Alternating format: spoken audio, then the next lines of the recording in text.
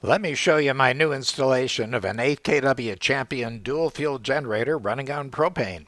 The 8 kW Champion dual fuel will carry a 2-bedroom apartment including central air and a small refrigerator. First thing we do is to isolate the apartment from the utility company.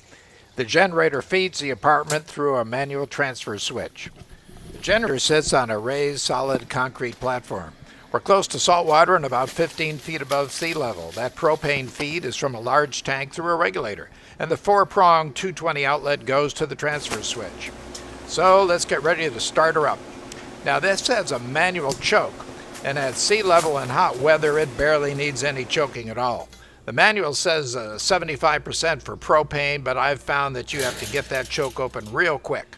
So battery on, and we turn on the propane. Let's start her up.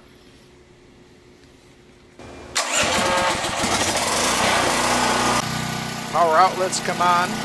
I flip the transfer switch, and here comes the air conditioning coming on.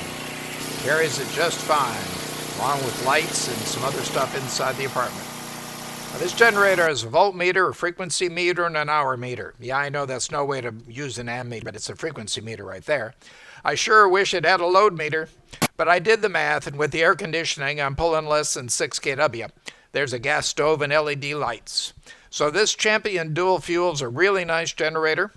I'll have a cover for this one and a trickle charger for the battery. It's easy to run up and all the bells and whistles you'll need except a load meter. So do your math on the amps and watts.